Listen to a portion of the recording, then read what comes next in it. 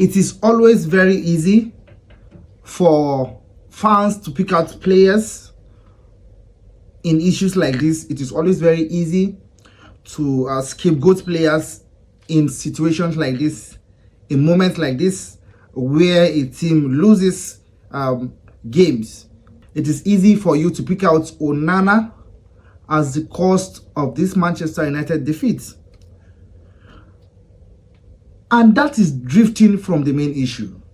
If we are being realistic to ourselves, if Manchester United are being realistic to themselves, this loss is not about Onana. We all saw the signs from the last game against Southampton, except we chose to put a blind eye. We all saw the signs against Southampton. The signs were clear for the eyes to see. I think fans were blinded by Amad Diallo's 10-minute brilliance. Fans were blinded by Amad Diallo magic in the last 10 minutes game against Southampton. But if we really check, if we check into the details of that game, if we check into the integrity of that game, it was clear that this Manchester United team performed very poorly in that game against Southampton. And it has played into this game against Brighton. If you are a Manchester United fan and you are being truthful to yourself, from the last game, I think you should be worried from that last performance against Southampton. And going into this game, I'll be shocked that Manchester United will be expecting a win against Brighton. I mean, this is Brighton. You played like that against Southampton. You struggle against Southampton. Only got lucky in the last 10 minutes where you won the game. And you come into this game against Brighton and you feel you can go into this game with the same approach, the same mentality, and you think you can win this Brighton team, then I'm sorry. I think this is like a whole problem rather than an individual problem. You cannot pick out an individual in this game that, okay, this is the reason why Manchester United lost. No, this is a whole issue.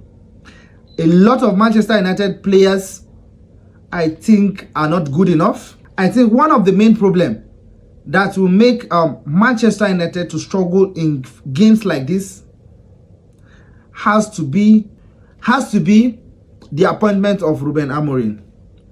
Ruben Amorim coming into the Manchester United team at the middle of the season. What do you expect? This is a coach who is so intentional about his style. This is a coach who is so intentional about how his team plays. And you bring this coach at the middle of the season where he has no choice than to use the players he's having at his disposal. What do you expect from him? Magic? It's not possible except Ruben Amorim gets players that suit his style of play. Manchester United will continue to struggle. Hear me loud and clear. Manchester United will continue to struggle. While we think Manchester United were getting better, especially in the recent games where they played against big teams, it is clear that these players going into these big games, they want to protect the image and pride of the club. But when they come against these, in quotes, lower teams, they struggle. They struggle because, yes, I think these players, I think these teams are on Manchester United level. But this is where you need to show your game. This is where you need to show, yes, we are improving as a team. Yes, we are improving as a team. And so far, Manchester United have failed to do that. Whether Manchester United lose, whether they draw, whether they win, he will continue to maintain his style. He will continue to maintain his philosophy. And this is the Premier League. This is no Portuguese league. This is no Belgium league. This is one of the most competitive league in Europe.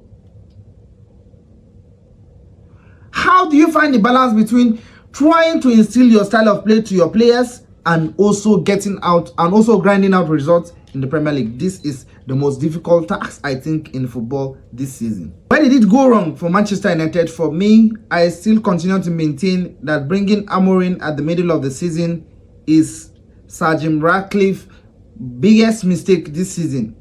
They should have sticked with Van Nistelrooy, seeing off this season, and then you bring in Amorim at the end of the season. That would have been the most sane thing to do. Manchester United team this season is not looking like a team who can finish above the top 10 in the Premier League. This is factual.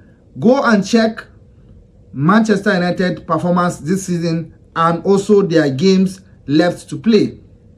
They don't look like a team who can finish in the top 10 Premier League table this season.